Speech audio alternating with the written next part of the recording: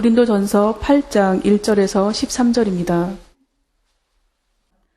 우상의 제물에 대하여는 우리가 다 지식이 있는 줄을 아나 지식은 교만하게 하며 사랑은 덕을 세우나니 만일 누구든지 무엇을 아는 줄로 생각하면 아직도 마땅히 알 것을 알지 못하는 것이요 또 누구든지 하나님을 사랑하면 그 사람은 하나님도 알아주시느니라. 그러므로 우상의 제물을 먹는 일에 대하여는 우리가 우상은 세상에 아무것도 아니며 또한 하나님은 한 분밖에 없는 줄 아노라. 비록 하늘에나 땅에나 신이라 불리는 자가 있어 많은 신과 많은 주가 있으나 그러나 우리에게는 한 하나님 곧 아버지가 계시니 만물이 그에게서 났고 우리도 그를 위하여 있고 또한 한 주 예수 그리스도께서 계시니 만물이 그로 말미암고 우리도 그로 말미암아 있느니라. 그러나 이 지식은 모든 사람에게 있는 것은 아니므로 어떤 이들은 지금까지 우상에 대한 습관이 있어 우상의 제물로 알고 먹는 고로 그들의 양심이 약하여지고 더러워지느니라. 하나님 앞에 내세우지 못하나니 우리가 먹지 않는다고 해서 더 못 사는 것도 아니고 먹는다고 해서 더 잘 사는 것도 아니니라. 그런즉 너희의 자유가 믿음이 약한 자들에게 걸려 넘어지게 하는 것이 되지 않도록 조심하라. 지식 있는 내가 우상의 집에 앉아 먹는 것을 누구든지 보면 그 믿음이 약한 자들의 양심이 담력을 얻어 우상의 제물을 먹게 되지 않겠느냐. 그러면 내 지식으로 그 믿음이 약한 자가 멸망하나니 그는 그리스도께서 위하여 죽으신 형제라. 이같이 너희가 형제에게 죄를 지어 그 약한 양심을 상하게 하는 것이 곧 그리스도에게 죄를 짓는 것이니라. 함께 읽으시겠습니다.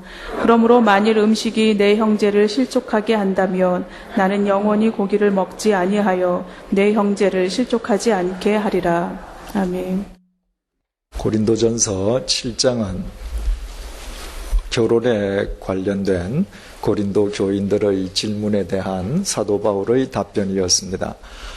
오늘 우리가 보고자 하는 사도행전 고린도전서 8장은 우상의 제물을 먹는 문제와 관련한 고린도 교인들의 질문에 대한 사도 바울의 답변입니다. 오늘 8장 1절에서부터 시작해서 11장 1절까지 같은 주제가 계속되는 것입니다.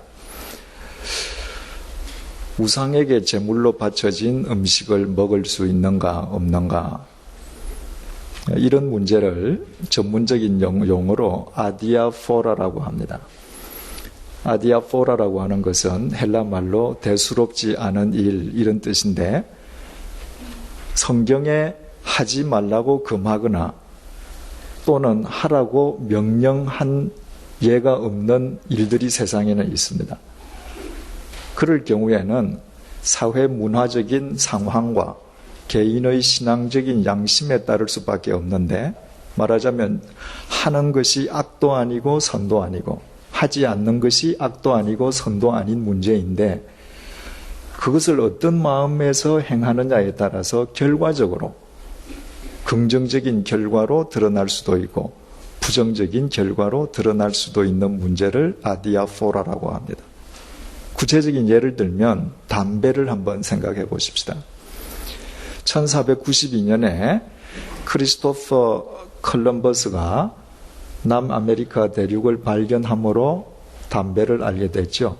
그 담배를 대서양을 건너서 유럽에 소개를 했습니다. 그 전까지 유럽 사람들은 담배가 없었죠. 그러니까 유럽 그리스도인들이 담배 때문에 고민할 필요가 없었던 것이죠. 쉽게 말하면 2000년 전에 신약 성경을 쓸 때에는 담배가 없었단 말이죠.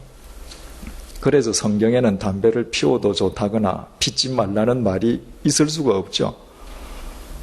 자, 오늘날 우리는 어때요? 담배를 피워도 됩니까? 안 됩니까? 유럽에 있는 교회는 문제를 삼지 않습니다. 그래서 비단 가톨릭 신부님뿐만 아니라 유럽에 있는 개신교 목사님들 가운데에 담배를 피는 분들이 굉장히 많습니다. 그분들은 조금도 양심에 거리낌이 없죠. 그걸 죄라고 생각하지도 않습니다. 그러나 한국 교회는 담배를 안 피는 것이 신앙적인 전통이란 말이죠. 그러면 누가 옳은 거예요? 누가 그런 것입니까? 참 이건 애매한 거죠. 그죠? 이런 것이 바로 아디아포라예요. 2000년 전 고린도 교회에서는 우상의 재물을 먹는 것이 가장 심각하고도 미묘한 아디아포라였습니다. 21세기를 사는 우리가 생각하면 그 뭐 우상 재물 먹고 안 먹는 게 뭐 그렇게 대단해서 고린도전서 8장 1절에서부터 11장 1절까지 이 긴 내용을 그 한 주제만을 놓고 이야기하는가 반문하기가 쉽습니다. 그러나 2000년 전 그 시대 상황으로 들어가 본다면 이것이 그리스도인에게 얼마나 큰 문제였는지 우리는 알게 됩니다. 2000년 전 고린도는 우리가 첫 시간에 살펴보았습니다마는 고린도 도시 내에 수많은 신전들이 있었습니다. 밝혀진 것만 12개가 있었어요. 무슨 아폴로 신전, 헤라큘레스 신전, 아프로디테 신전, 많은 신전들이 있었습니다. 그저 그 신전들이 있어서 그 신을 섬기는 자들이 가서 제사만 드리는 것이 신전의 기능이 아니에요. 모든 관혼 상제가 다 신전을 중심으로 이루어지는 겁니다. 가령 예를 들면 오늘날 그리스도인들이 결혼식을 예배당에서 하듯이 당시 사람들은 결혼식을 신전에서 했단 말이죠. 결혼식을 신전에서 거행하니까 피로연도 신전에서 하겠죠. 그러면 신전에서 피로연 음식이 나오는데 무슨 음식이 나와요? 신전에 바쳤던 제물이 음식으로 나오는 겁니다. 그러면 내가 절친한 친구 자제가 결혼을 하는데 그 결혼식에 참석을 했습니다. 피로연 때 이 음식을 먹어야 되느냐 안 먹어야 되느냐 문제가 생기는 겁니다. 또 내가 내 친구 집에 초대를 받아갔습니다. 거기서 밥을 먹어요. 근데 식탁에 고기가 나왔단 말이죠. 당시 고린도에서는 모든 고기는 다 어느 신전에든지 제물로 바친 겁니다. 그것이 다시 시장으로 유통되는 겁니다. 따라서 고기가 나왔다라고 하는 것 자체는 제물일 확률이 99%란 말이죠. 그러면 내가 친구 집에 초대받아가서 이것을 먹어야 되느냐 먹지 말아야 되느냐 문제가 생기는 것이죠. 내가 시장에 가서 장을 봅니다. 오늘 저녁에 식구들하고 뭘 먹을까? 오늘은 고기를 한번 구워 먹어볼까? 자, 이 고기를 사야 되나 말아야 되느냐? 내 아내가 우리 어머니가 고기를 사오셨을 때 남편인 내가 자식인 내가 우리 집에서 나만 그리스도인일 때 이 고기를 먹어야 되느냐 먹지 말아야 되느냐 문제가 생기지 않습니까? 따라서 당시에 고린도에서 산다고 하는 것은 아주 쉽게 표현하자면 우상의 재물에 갇혀서 사는 겁니다. 따라서 고린도 교회 내에 먹어도 아무 문제가 없다고 생각하는 사람도 있고 절대로 먹으면 안 된다고 생각하는 사람들이 있었던 것입니다. 먹어도 된다고 생각한 사람은 주로 이방인인 크리스찬들이었습니다. 이방인 크리스찬들에게 있어서 복음은 자유였거든요. 우리를 자유하게 하시는 하나님이시기 때문에 우상의 재물을 이거 먹어서 아무런 죄가 될 것이 없다는 것이죠. 거리낄 게 없다는 것이죠. 반대로 유대인 중에서 복음을 받아들이고 그리스도인이 된 분들, 그분들은 유대의 그 율법 사고에 계속 젖어 있었기 때문에 우상에게 바쳐진 재물을 먹는 것 자체를 죄악시했습니다. 그래서 양 진영에서 서로 논쟁이 붙는 것입니다. 단순히 먹어도 돼, 먹으면 안 돼가 아니라 이 고린도 사람들은 지식을 중요하게 여겼으니까 자신들의 온 지식을 동원해서 논리적으로, 이성적으로, 지성적으로 자신들의 주장을 강조했단 말이죠. 그래서 얼마나 그 논쟁이 격심하고 결론을 구할 수 없었으면 에베소에 있는 바울에게 이 문제를 놓고 먹을까 말까 하고 편지를 썼겠습니까? 그런데 이 우상의 재물을 먹는 문제는 단순히 고린도 교회의 문제, 당시 고린도의 문제만은 아니었습니다. 당시 로마 제국은 모두 헬라 문명 속에 있었잖아요. 헬라 라틴 문명이라는 게 뭡니까? 그 신들의 이야기거든요. 어디를 가나 신화가 있고 신들이 다 온 인간들을 지배하는 세상이었습니다. 따라서 로마 제국 시대에 교회가 있는 곳에서는 모두 이 우상 제물을 먹을 수 있느냐 없느냐는 것으로 서로들 갈등과 고민을 갖게 되었던 것입니다. 우리가 잘 아는 대로 바울과 바나바가 안티옥 교회 목회를 하지 않았습니까? 그때 유대인 선생들이 와서 하는 말이 그리스도인이라도 할례를 행하지 않으면 구원을 못 받는다는 거예요. 할례라는 것이 그리스도로부터 구원받는 절대적인 조건이라고 터뜨리기 시작했습니다. 그게 안티옥 교회에서 문제가 됐죠. 그래서 사도 바울이 예루살렘으로 직접 올라가서 예루살렘에서 2000년 기독교 역사상 첫 번째 공의회가 열립니다. 모든 교회 지도자들이 모여서 할례가 과연 구원의 조건인가 아닌가. 그것이 AD 49년이었습니다. 그 결과를 사도행전 15장 19절이 이렇게 전해줍니다. 들으면 보십시오. 그 당시 의장이 야고보인데 야고보는 예수님의 친동생이었죠. 그 논쟁이 거기서도 격심하게 붙었는데 그 논쟁 끝에 예수님의 동생 야고보가 의장의 자격으로 이것을 판결을 이렇게 내렸습니다. 그러므로 내 의견에는 이방인 중에서 하나님께로 돌아오는 자들을 괴롭게 하지 말고, 할례하는 이방인들이 예수님을 믿고 복음 안에서 주님을 구주로 영접하고 교회 안으로 들어왔는데 너희들 할례 안 하면 구원 못 받는다라고 하는 것은 이방인 그리스도인을 괴롭게 하는 거다. 그런 짓 하면 안 된다.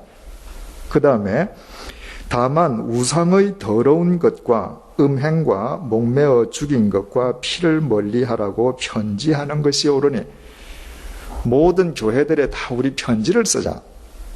그래서 할례는 구원의 조건이 아닌데 단지 이방인 그리스도인들이 이런 것은 금해주면 좋겠다고 우리 알려주자. 그 첫 번째가 우상의 더러운 것과 바로 우상 제물을 먹지 말라고 우리 권하자. 이렇게 된 겁니다.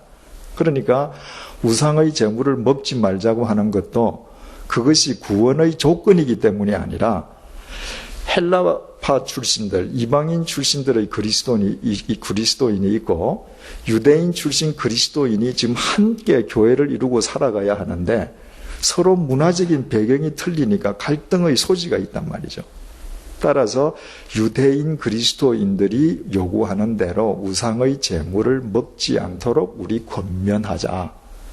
이때 이미 우상의 제물 문제는 첫 번째 공의회에서 이런 식으로 한번 다루어졌던 문제입니다. 그런데 이 편지를 받은 사도 바울이 고린도 교회로부터 이 우상 제물에 관한 질문을 제기하는 편지를 받은 사도 바울이 49년도 공의회에서 이렇게 결정되었으므로 너희들 먹지 말라 이렇게 답변하지 않았단 말이죠. 그 49년도 예루살렘 공의회 그 현장에는 바울도 있었거든요. 그 문제를 제기하고 간 사람이 바울이니까. 그래서 공의회의 결정을 바울이 잘 알고 있었음에도 불구하고 바울은 이 문제에 대한 접근 방법을 전혀 다른 차원으로 하고 있습니다. 1절 말씀을 보시겠습니다. 우상의 제물에 대하여는 우리가 다 지식이 있는 줄을 아나.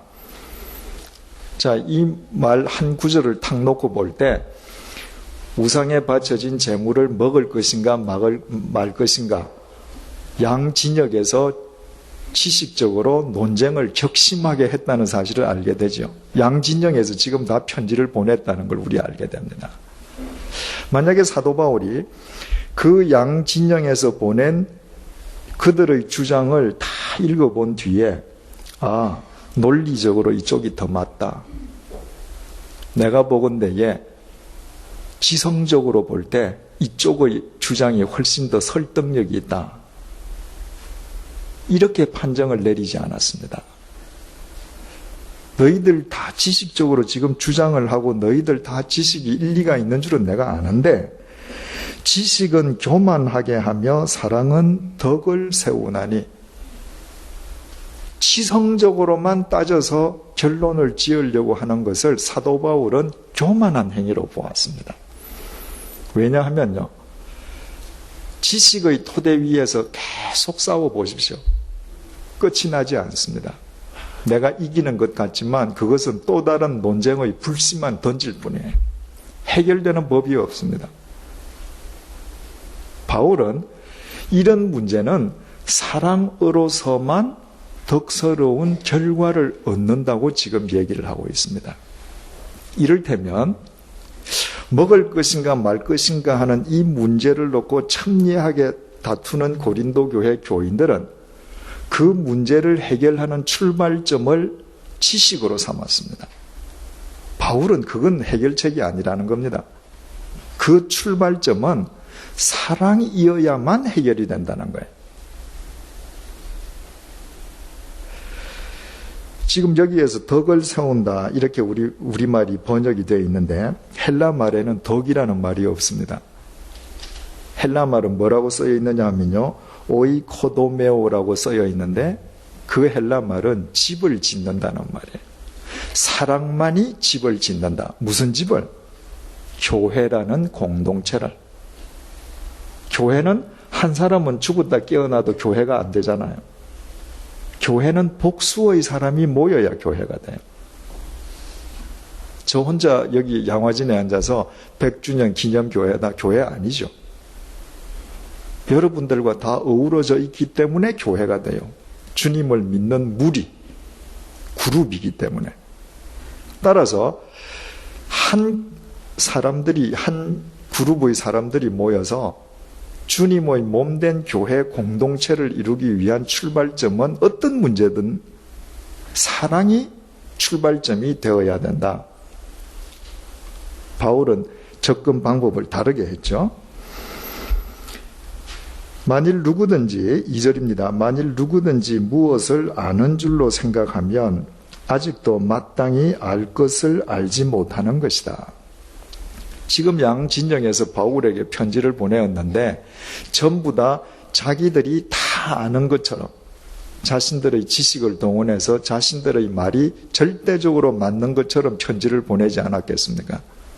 그 바울이 하는 말이, 얘들아, 너희들이 뭘 좀 안다고 단정하면 실은 하나도 모르는 거다. 그렇죠? 여러분, 인간이 말입니다. 지금 우리는 아주 과학이 가장 발달된 시대에 살고 있다고 생각을 하지 않습니까? 그런데 가장 과학이 발달되었다는 이 시대의 인간이 우주를 정복하기 위해서 한 일이라는 게 뭐죠? 고작 달나라에 유인 우주선 보내고 다른 행성에 무인 탐사선 보낸 게 끝이에요. 끝이 없이 무한한 전 우주를 놓고 보면 인간이 그동안 알았다라고 하는 것은 이 우주에서 먼지 티끌 하나만도 못한 겁니다. 고작 이걸 알면서 우리가 우주를 다 알고 과학이 뭘 다 알 수 있다. 그건 사실은 우주에 대해서 무지하다는 말밖에 안 되잖아요. 오늘날 의학의 발달로 우리가 많이 인간 수명이 길어졌습니다.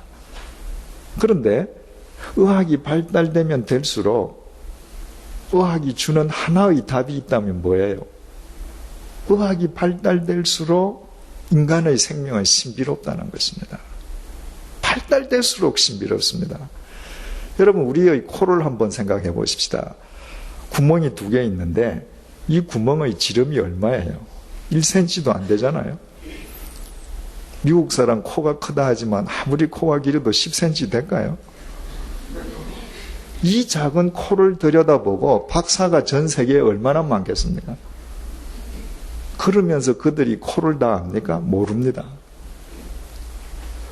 뉴턴이 참된 학자, 참된 과학자는 자기가 서 있는 저편에 대한 자신의 무지를 인정하는 자다 그랬습니다. 과학, 학문이라는 게 뭐예요? 내가 들여다보는 이것만 아는 겁니다. 내가 들여다보는 현미경의 결과 이것 외에는 난 모르는 거예요.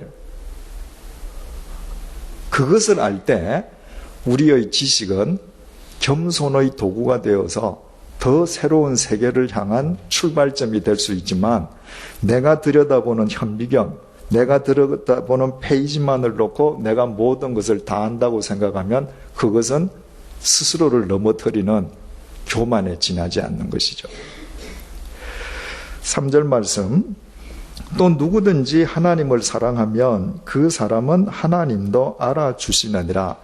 사도 바울이 지금 우상, 제물, 취식 문제를 이야기하면서 출발점이 지식이 아니라 사랑이어야 된다라고 이야기를 하다가 뜬금없이 하나님을 사랑하면, 누구든지 하나님을 사랑하면 하나님 사랑을 언급하고 있습니다. 그 이유가 뭐겠어요? 내가 사람을 사랑한다 할지라도 그 사랑의 원천이 하나님에 대한 사랑이 아니면 안 된다는 거예요. 나의 인간에 대한 사랑이 하나님에 대한 사랑을 원천으로 삼지 않을 때 결국 인간에 대한 사랑은요, 사랑이 아니라 나의 이기심입니다. 그 이기심은 인간을 사랑하는 것이 아니라 실은 인간을 사랑하는데 가장 큰 걸림돌이 돼. 그건 자기식의 사랑이거든요. 그래서 사랑하면 할수록 상처를 주고 엉뚱한 결과를 초래하기가 더 쉽습니다. 내가 하나님을 사랑하기 때문에 하나님에 대한 사랑으로 인간을 사랑할 때에만 사랑이 방기, 내버려 두는 것이 아니라는 사실을 알게 됩니다. 흔히 우리는 사람을 사랑한다고 할 때 가만히 내버려 두는 것을 사랑이라고 생각합니다. 그것은 사랑 아니죠. 옆집 아이가 무슨 잘못을 하든지 가만히 내버려 둡니다. 사랑하지 않으니까. 내가 하나님을 사랑하는 사랑으로 인간을 사랑할 때만 그 인생 자체를 바로 세워주는 것이 사랑임을 아는 겁니다. 그래서 내가 오해를 받더라도, 내가 욕을 먹더라도 때로는 나의 것을 다 소진하고 나를 몽땅 내어준다 할지라도 우리는 그 일을 계속할 수 있는 것입니다. 왜냐하면 하나님이 바로 사랑의 원천이시기 때문에. 그런데 하나님을 사랑하면 그 사람은 하나님도 알아주신다. 내가 정말 하나님을 사랑함으로 사람을 사랑할 때 하나님께서 그 사람을 알아주신다는 거예요. 여러분, 하나님께서 우리를 모르시나요? 다 아시잖아요. 내가 나를 아는 것보다 하나님께서는 우리를 더 잘 아시잖아요. 우리 이름을 다 당신 손바닥에 새기고 계십니다. 그런데 내가 하나님을 사랑하면 하나님께서 그 사람을 알아주신다는 말 의미가 뭐겠어요? 내가 정말 하나님을 사랑하기 때문에 책임 있는 사랑을 행하는 자가 될 때 하나님께서 그를 써주신다는 것입니다. 여러분, 우리가 평생을 주님을 믿는다고 하면서도 주님으로부터 쓰임받지 못한다면 우리 인생에 무슨 보람이 있겠어요? 내가 갈릴리의 어부처럼 볼품없다 할지라도 하나님께서 나를 써주신다면 유한한 인생 70년, 80년, 90년을 사는 인생에게 있어서 그보다 더 보람된 일은 없잖아요. 내가 하나님을 사랑하기 때문에 사람을 책임있게 사랑하는 자가 될 때 어떻게 하나님께서 그를 당신의 도구로 쓰시지 않겠어요? 그분이 곧 사랑이시고 생명이신데. 4절, 그러므로 우상의 제물을 먹는 일에 대하여는 우리가 우상은 세상에 아무것도 아니며, 우상의 제물을 먹을 것이냐 아니면 못 먹느냐를 따지기 전에 우상은 세상에 아무것도 아니다는 거 우리 알지 않느냐? 아무것도 아니라고 하는 것은 nothing입니다. 우상이라는 건 존재하지 않는다는 거예요. 여러분, 우상의 실체가 뭡니까? 시편 115편 4절에서 8절이 아주 정의를 잘했습니다. 그들의 우상은 은과 금이요 사람이 손으로 만든 것이라 입이 있어도 말하지 못하며 눈이 있어도 보지 못하며 귀가 있어도 듣지 못하며 코가 있어도 냄새 맡지 못하며 손이 있어도 만지지 못하며 발이 있어도 걷지 못하며 목구멍이 있어도 작은 소리조차 내지 못하느니라. 우상들을 만드는 자들과 그것을 의지하는 자들이 다 그와 같으리로다. 아무리 우상이 멋지게 보여도 그 우상은 사람이 만든 거잖아요. 내가 이런 것을 만들면 나한테 이런 복을 주리라는 인간의 생각이 만들어낸 거예요. 그러니까 실제로 인간이 만든 우상은 아무것도 아니고 그 우상을 믿는다는 것은 그 우상을 만든 자기 자신을 믿는 거죠. 우상이라는 것은 아무것도 아니다. 그러나 또한 하나님은 한 분밖에 없는 줄 아노라. 이 세상에서 신이라고 우리가 경배할 수 있는 분은 하나님 한 분밖에 없다는 것입니다. 5절 비록 하늘에나 땅에나 신이라 불리는 자가 있어 많은 신과 많은 주가 있으나 무슨 태양의 신, 술의 신, 불의 신, 하늘의 신, 땅의 신, 그 헬라 문명 제국 속에 얼마나 많은 신들이 있었습니까? 그 많은 신들이 있다 할지라도 6절 그러나 우리에게는 한 하나님 곧 아버지가 계시니 만물이 그에게서 났고 우리도 그를 위하여 있고 또한 한 주 예수 그리스도께서 계시니 만물이 그로 말미암고 우리도 그로 말미암아 있느니라. 그 모든 신이라 불리는 것들은 다 없는 것이고 오직 신은 천지를 창조하시고 우리에게 구원을 주시는 성부, 성자, 성령, 삼위일체 하나님 그분뿐이시라는 거예요. 여기에서 바울이 6절에서 그러나 우리에게는 한 하나님을 이야기하면서 곧 아버지가 계시니 우상과 대비되는 말이죠. 우상이라고 하는 것은 인격이 없는 단순 물체잖아요. 그러나 우리 하나님은 아버지세요. 나와 사랑을 나누고 나와 대화를 나누고 나와 인격을 나누시는 살아계신 인격적인 존재라는 겁니다. 따라서 한쪽은 인격도 없는 단순한 물체고 이쪽은 살아계신 하나님이세요. 따라서 이 물건에게 바쳐진 음식은 이 우상이라는 게 신이 아니므로 그 먹어서 무슨 죄가 되겠느냐 말이죠. 그 못 먹을 거 뭐 있느냐 말이죠. 왜? 정말 참된 신은 하나님 한 분밖에 안 계시니까. 지금 바울이 이런 주장을 하면서 여기에서 끝내버렸더라면, 자신의 편지를 마감해버렸더라면 바울 역시도 이 우상 제물 취식의 문제를 해결하는 출발점을 지식으로 삼는 자와 똑같습니다.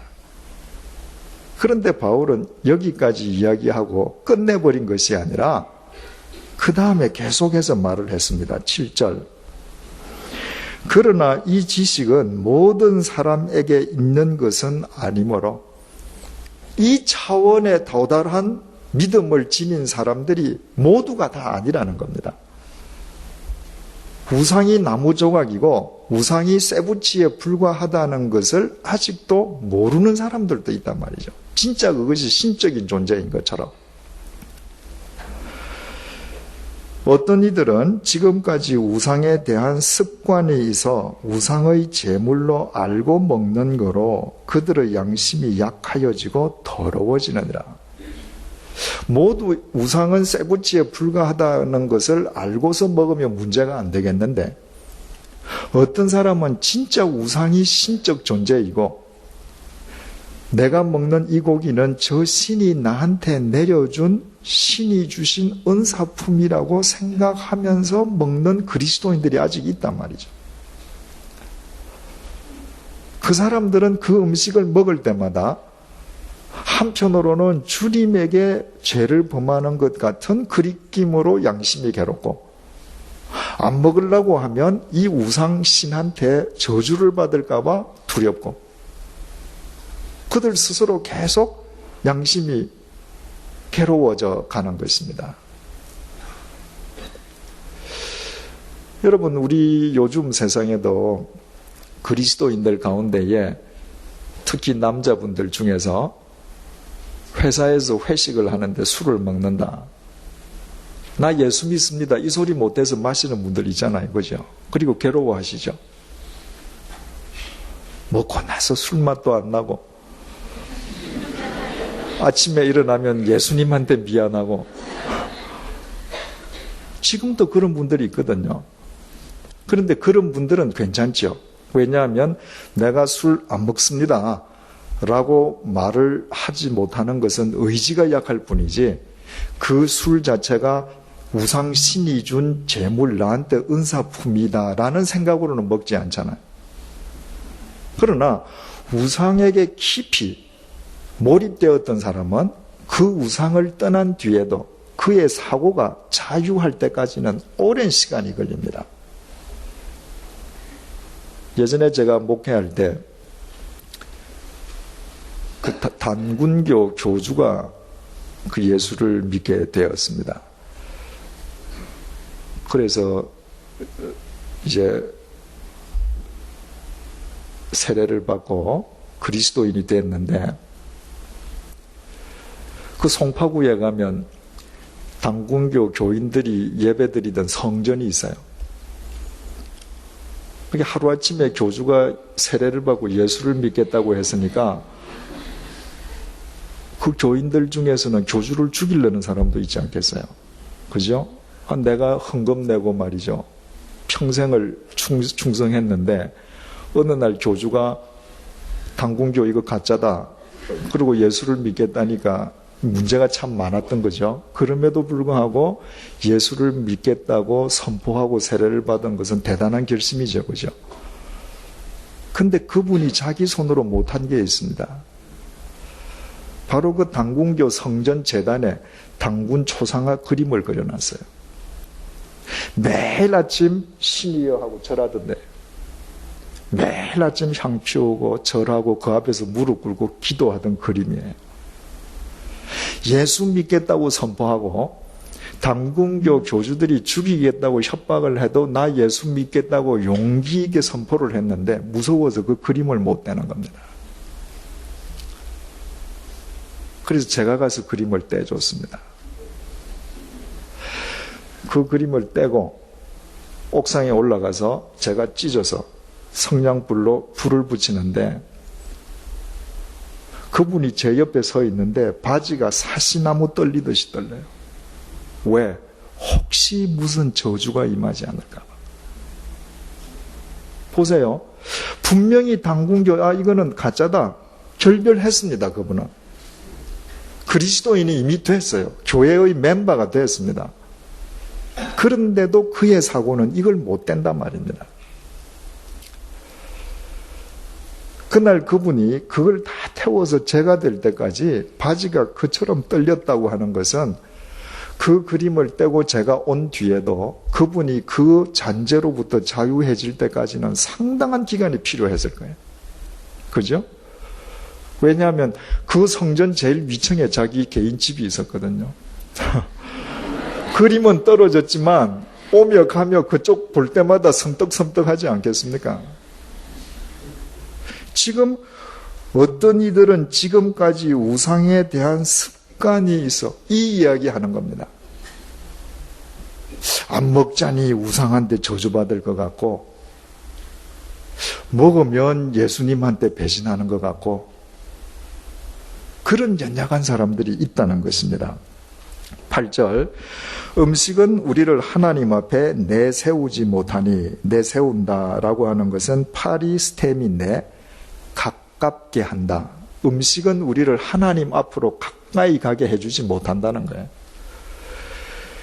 우리가 먹지 않는다고 해서 더 못 사는 것도 아니고 먹는다고 해서 더 잘 사는 것도 아니니라.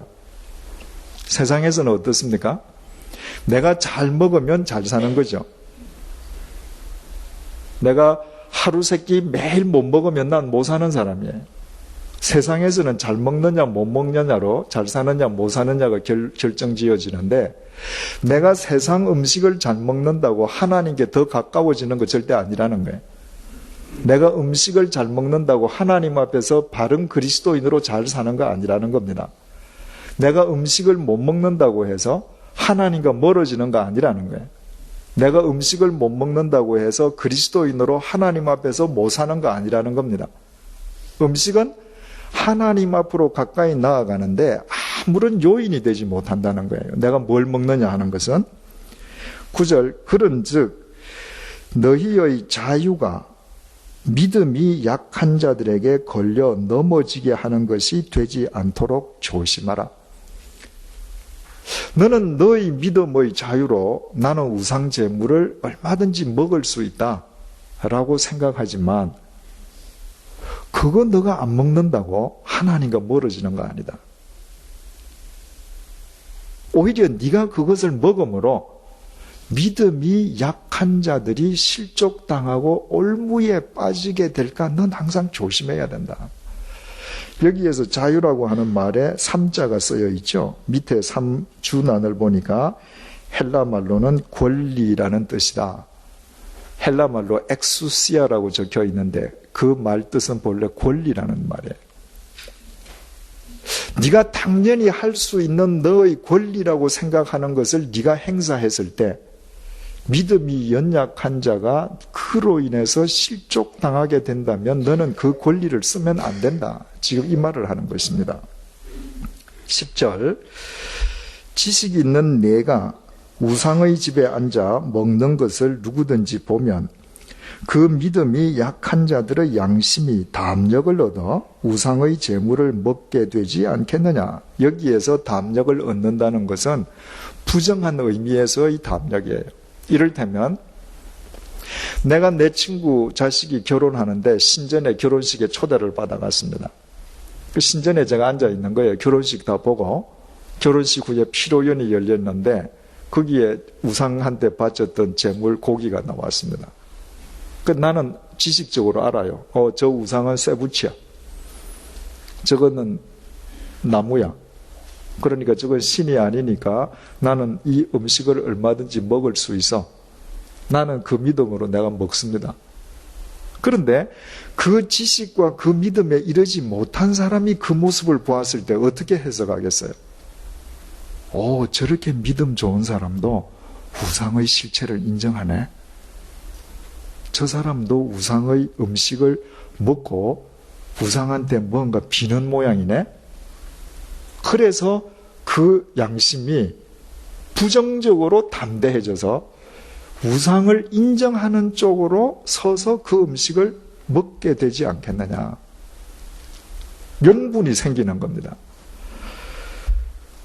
11절 그러면 내 지식으로 그 믿음이 약한 자가 멸망하나니 그는 그리스도께서 위하여 죽으신 형제라. 만약에라도 그런 일이 일어난다면 주님께서 위하여 돌아가신 너의 믿음의 형제를 네 스스로 멸망시키는 거다. 그의 믿음을 허물어뜨리는 것이다. 우리는 여기에서 이런 질문을 제기할 수 있죠. 사도 바울이 그 우상 제물 하나 먹는 것 가지고 믿음이 무너진다, 멸망당한다 이렇게 확대 해석하고 과장해서 표현하냐 이렇게 우리가 생각할 수 있습니다. 그러나 우리가 엄밀하게 믿음의 관점에서 보면 이건 절대로 과장도 아니고 확대 해석도 아니죠. 금세기 우리나라 불교계 최고의 선사라고 일컬어지는 성철 스님이 살아계실 때 스님들이 질문을 했습니다. 스님, 중이 고기 먹으면 안 됩니까? 세상이 바뀌었지 않습니까? 우리도 이제 고기 먹게 하십시다. 그 당시에 성철 스님이 실제로 조계종의 종정 업무는 보시지 않았지만 종정 타이틀을 오랫동안 가지신 적이 있잖아요. 그래서 합천 해인사까지 가서 고기 먹게 해달라고 청원을 한 젊은 스님들이 있었습니다. 성철 스님 답변이 뭔지 압니까? 안 된다. 중이 고기 먹는 것은 고기 먹는 것으로 끝나지 않는다. 중이 고기를 먹는다는 것은 부처님의 모든 계율을 어기겠다는 말이다. 그래서 먹으면 안 된다. 여러분, 우리 생각을 해보십시다. 다윗이 남의 아내를 데려다가 간음하고 그 사람을 죽였는데 간음하고 살인한 2죄만 저질렀습니까? 아닌 거 우리 다 알죠? 이미 남의 아내를 불러다가 자기 방에 데리고 간음할 때 그는 하나님 자체를 부정하는 겁니다. 중이 고기를 먹겠다는 것은 고기만 먹겠다는 것이 아니라 실은 부처님의 모든 계율을 버리고 내 살고 싶은 대로 살겠다는 거예요. 만약에 누군가가 고기를 먹는 것을 보고 실제로 우상이 있어서 우상의 재물을 먹고 우상으로부터도 복을 받아야 되겠구나 라고 누가 생각하고 고기를 먹는다면 그 사람은 고기만 먹는 것이 아니라 삶의 모든 부분이 우상의 지배를 받게 되는 겁니다. 따라서 너 한 사람 때문에 누군가가 그렇게 실족한다면 그것은 한 계율을 범하게 하는 것이 아니라 그의 믿음 자체를 송두리째 무너뜨리는 짓이다. 바울은 이 이야기를 하는 겁니다. 우리가 아주 사소한 한 문제에서라도 믿음의 형제의 믿음을 우리가 손상시켜서는 안 되는 것, 실족시켜서는 안 된 까닭이 바로 여기에 있는 거죠. 12절 이같이 너희가 형제에게 죄를 지어 그 약한 양심을 상하게 하는 것이 곧 그리스도에게 죄를 짓는 것이니라. 이처럼 너 자유와 너 권위, 너 권리만을 내세우기 위해서 너로 인해서 누군가가 실족당한다면 이것은 그 한 개인에게만 죄를 짓게 하는 것이 아니라 결국 주님에게 죄를 범하는 것이다. 왜 그렇습니까? 바로 그 형제를 살리시기 위해서 돌아가신 주님의 죽음에 반하는 행위거든요. 13절 그러므로 만일 음식이 내 형제를 실족하게 한다면 나는 영원히 고기를 먹지 아니하여 내 형제를 실족하지 않게 하리라. 만약에 내가 우상 제물을 먹어서 누군가가 나의 행위 때문에 그의 믿음이 실족한다면 나는 영원히 내가 이 땅에 살아있는 동안에 고기를 입에 대지 않겠다. 이것이 바울의 결론입니다. 종종 채식주의자들이 이 구절을 인용해요. 이제 우리 다 이 뜻을 알고 나면 잘못된 인용인가 아시겠죠? 바울은 채식주의자여서 이런 말을 한 것이 절대로 아닙니다. 유대인들은 본래 유목민족이잖아요. 고기가 주식이에요. 뿐만 아니라 고린도와 같은 유럽 사람들도 다 유목민족 후예들이잖아요. 그들에게 고기는 주식입니다. 바울도 고기를 주식으로 하던 사람입니다. 그런데 이 고린도에서 혹은 이 헬라 문명 속에서 나에게는 이것이 우상의 제물일 수 없지만 이 우상의 제물을 먹음으로 인해서 누군가가 실족한다면 내가 내 앞에 식탁에 놓여있는 이 고기가 우상에게 바쳐지지 아니한 전혀 우상과 무관한 고기라 해도 나는 입에 안 되겠다는 겁니다. 왜? 믿음이 약한 자들을 사랑하기 때문에. 왜? 나와 한 지체를, 그리스도의 지체를 이루고 있는 공동체의 형제 자매를 위한 배려 때문에. 그렇다면 처음으로 되돌아가서 우상 제물을 먹어도 좋으냐 먹지 말아야 하느냐, 고린도 교회들은 지식적으로 서로 싸웠습니다. 그 문제를 해결하려는 출발점을 지식으로 삼았는데 사도 바울은 그 문제의 출발점을 사랑으로 삼았다고 그랬죠. 사도 바울에게 있어서 사랑이라는 것이 구체적으로 무엇이었습니까? 자신의 자유를 스스로 제한하는 것이었습니다. 자기의 권리를 스스로 통제하는 것이었습니다. 복음 안에서 얻어진 자유를 자신을 위해서 마음대로 쓰고 누리는 것이 아니라 그 자유를 사랑의 종로로 타기 위한 도구로 쓰는 것이었습니다. 그렇다면 오늘 우리가 얻을 수 있는 결론이 뭐겠습니까? 우리는 그리스도 안에서 다 자유하는 자들이에요. 그러나 우리에게 주어진 그 자유를 우리를 위해서 쓰는 것이 그리스도인의 삶이 아니라 바로 그 자유를 더불어 한 교회를 이루는 형제 자매들을 위해서 내 스스로 제한하는 것, 그것이 참된 믿음이요 진정한 사랑이라는 사실을 알게 됩니다. 여러분, 많은 사람들이 오해를 해요. 자유라는 것을 자기 스스로 하고 싶은 대로 무엇이든 다 하는 것을 자유라고 생각합니다.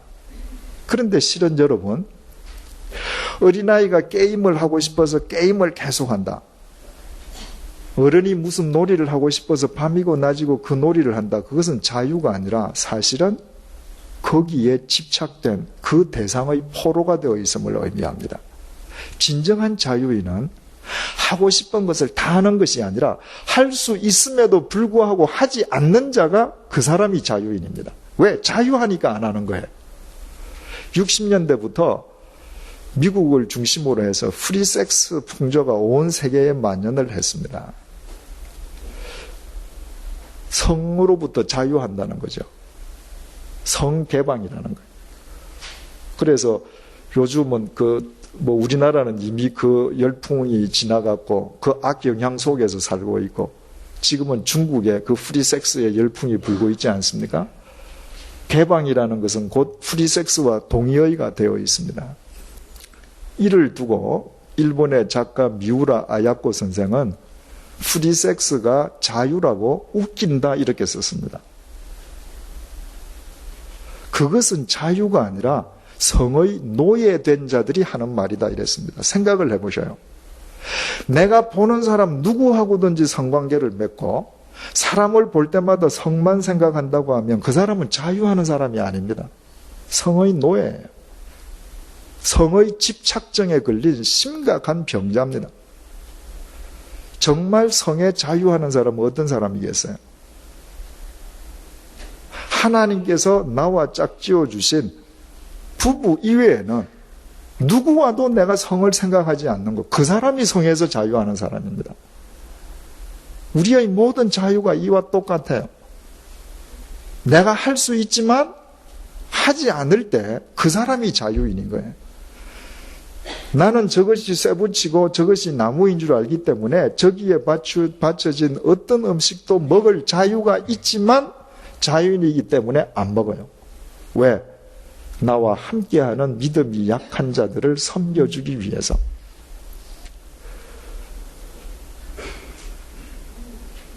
작년 고린도전서 공부를 시작할 즈음에도 제가 말씀드렸습니다마는 제가 제네바에 3년 있는 동안 그 포도주를 한 방울도 마신 적이 없거든요. 그 유럽은 여러분들 다 아시다시피 문화 자체가 포도주 문화지 않습니까? 그래서 유럽에서 사는 그리스도인들은 다 포도주 다 먹어요. 저는 그분들을 한 번도 정죄한 적이 없습니다. 이 밥을 먹을 때 교우님들이 제가 앉아 있으면 저한테도 먹으라고 권하죠. 저도 예전에 술이라면 일가견이 있던 사람이잖아요. 그러니까 어떤 댁에서 이거는 30년 된 포도주다 그러면 저 맛은 어떨까 한 방울쯤 먹어볼만 하죠. 그죠? 그런데 한 방울도 혀끝에 대본 적도 없습니다. 왜냐하면 포도주를 먹느냐 안 먹느냐에 따라서 그게 무슨 신령한 목사냐 아니냐 그 기준 되는 거 아니잖아요. 그거 먹고 안 먹는 것이 구원과 관련되는 문제 하나도 아니잖아요. 그런데 누군가가 술에 젖어서 살다가 예수님을 만난 뒤에 내가 이제 이런 삶을 청산해야 되겠다라고 생각한 사람이 내가 포도주를 한 잔이라도 입에 대는 것을 보고 그분이 면죄부를 얻는다면 목사도 술 먹네? 그러면 나는 그 형제를 실족시키는 거예요. 왜냐하면 제 경험이 있기 때문에. 제가 모태신앙인으로 태어나서 그렇게 술독에서 빠져 사니까 매일 깨고 나면 후회할 거 아닙니까? 그때마다 늘 생각하는 거, 신부님들 생각하는 거죠. 신부님들 술 잘 드시는데 그런데도 나는 개신교 신자니까 신부님들 술 드시는 그 변명이 저를 흡족하게 못 해주잖아요. 그런데 어느 날 친구를 따라서 술자석에 가서 술을 마시는데 그 친구를 따라서 두 분이 오셨는데 뭔가 좀 이상해요. 서먹서먹해요, 분위기가. 근데 나중에 이제 술이 취하고 보니까 한 분은 목사님이시고 한 분은 장로님이셨습니다. 한국 그 교단 중에는 목사님도 술을 드시는 교단이 있습니다. 아, 그날 얼마나 기쁜지요.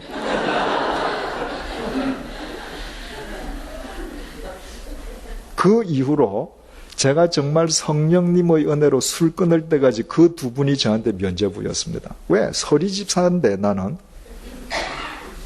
장로님하고 목사님도 술 드셨는데 서리 집사 먹는 거 아무 문제 없는 것이죠. 만약에 제가 그때 그분들을 안 만났더라면 제 일생에서 술 먹는 삶을 훨씬 더 빨리 청산했을는지도 모릅니다. 그러면 우리가 서두로 돌아가서 처음에 제기되었던 아디아포라 문제를 우리가 어떻게 대응해야 되는가 해답을 얻게 되죠. 담배를 피우는 게 죄인가 아닌가? 죄? 그런 차원의 문제가 아니죠. 어느 가정이나 가풍이라는 게 있어요. 어느 집은 아버지 앞에서 두 다리 뻗고 이야기해도 아무 문제가 안 되는데 어느 집은 아버지 앞에서 이야기할 때 무릎 꿇고 이야기해야 되는 집이 있습니다. 그 집이 틀린 집인가요? 아닙니다. 그 집은 그 집대로 그 가풍이 소중한 겁니다. 한국 기독교는 교풍이라는 게 있어요. 한국 기독교의 교풍은 담배를 안 피우는 것입니다. 실제로 제 경험상 담배를 피우면서 신앙생활을 할 때와 피지 않으면서 신앙생활을 할 때 훨씬 내 영이 더 맑아지는 것이죠. 당연하지 않겠어요? 굴뚝 연기를 속에 뿜고 다니면서 무슨 영이 달라지겠습니까? 그죠? 따라서 이 담배를 피우는 것이 건강에 좋으냐 아니냐, 이것이 신앙에 유익하냐 아니냐를 떠나서 내가 그리스도인으로서, 집사로서, 장로로서, 목사로서, 아이를 키우는, 자식을 키우는 아버지로서 내가 담배를 하나 피우는 것 때문에 자식이 담배 피울 수 있네 하나로 끝나는 것이 아니라 교회에서 옳고 경건한 삶을 추구하자고 이야기하는 것은 다 고리타분한 거고 내 마음대로 할 수 있겠나네라고 어떤 교인이나 내 자식이 실족한다면 피지 말아야죠. 그 차원에서 생각해야죠. 따라서 사도 바울이 이야기하듯이 나한테는 모든 것이 가하지만 이것으로 인해서 누군가 실족한다면, 가령 이를테면 나는 그리스도 안에서 자유하기 때문에 주일날 교회에 올 때 반바지를 입고 올 수도 있고 슬리퍼를 신고 올 수도 있지만 나 때문에 누군가가 실족한다면 나는 죽을 때까지 예배드릴 때 정장하리라. 이것이 우리 신앙 자세가 되어야죠. 예배라는 것은 우리 준비 예배 드릴 때 참여하신 분들은 아시겠습니다만 그야말로 예절 예자에다 배, 절할 배자잖아요. 인간이 하나님께 드릴 수 있는 최상의 예의가 예배입니다. 나는 그리스도 안에서 자유를 얻은 자로서 무슨 옷이든지 입고 다닐 수 있지만 내가 기도 순서를 맡았을 때 단위에 아무 옷이나 입고 올라갔을 때 실족하는 사람이 있을까 봐 나는 기도할 때 정장을 하고 올라간다. 나는 자유하기 때문에 무엇이든지 먹을 수 있고 무엇이든지 마실 수 있지만 나 때문에 실족하는 사람이 있을까 봐 나는 가린다. 나는 자유하기 때문에 내가 화날 때 화낼 수 있고 내 감정을 언제든지 내가 자연스럽게 표출할 수 있지만 나로 인해서 누군가가 실족한다면 나는 평생을 나 스스로 부인하고 살겠다. 이것은 절대로 사람에게 매여서 살라는 말이 아닙니다. 사람을 섬기는 종의 자세로 살아가라는 것이에요.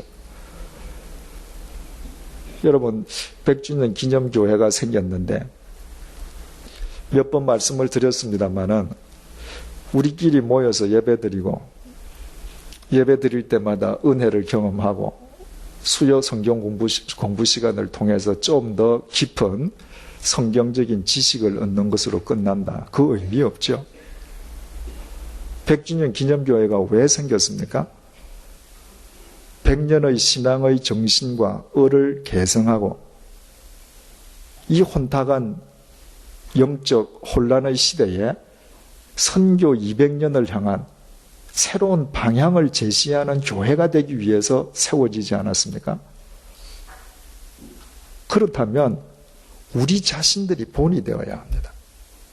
우리 자신들이 나는 하나님 안에서 자유하는 그리스도인으로 무엇이든지 할 수 있지만 오늘날 그리스도인의 자세가 어떠해야 하는지, 교회가 어떤 모습이어야 하는지를 보여주기 위해서 나로 인해서 실족하는 교인이나 교회가 없도록 나는 이렇게 살아가겠다 라고 우리가 결단하며 이 세상을 살아간다면 이 교회를 세우신 주님의 뜻은 우리의 삶을 통해서 이루어질 것이고, 사도 바울의 말처럼 그렇게 하나님을 사랑하는 우리를 하나님께서 당신의 도구로 쓰실 것입니다. 기도하십시다. 주님, 사도 바울에게는 우상 제물로 드려진 고기를 먹는 것이 아무 문제가 되지 않았습니다. 사도 바울은 인도의 채식주의자가 아니었습니다. 그는 목축을 전업으로 하는 유대인들의 후손으로서 그는 고기를 주식으로 삼았던 사람입니다. 그러나 자신이 우상의 제물로 바쳐지지 아니한 고기를 먹을지라도 혹 그 행위가 믿음이 약한 사람을 실족하게 할까봐 자신은 살아있는 한 고기를 입에 대지 않겠다고 선포했습니다. 주님, 그처럼 자신의 자유를 자기를 위해서 사용하는 것이 아니라 사랑하는 믿음의 형제 자매들을 위해서 한 교회의 지체된 자들 중에서 믿음이 약한 자들을 위한 사랑의 종노릇하는 도구로 썼을 때에 사도 바울이 가는 곳마다 주님의 몸된 교회가 든든하게 바로 세워진 것을 저희들 알고 있습니다. 주님, 사도 바울의 이 고백이 우리의 고백이 되게 도와주옵소서. 그리스도 안에서 구원받고 자유함을 얻은 우리는 무엇이든지 다 할 수 있지만 자유인이기 때문에 다른 사람을 위해서 행하지 말아야 할 것을 스스로 행하지 않는 용기와 기쁨을 누리게 도와주옵소서.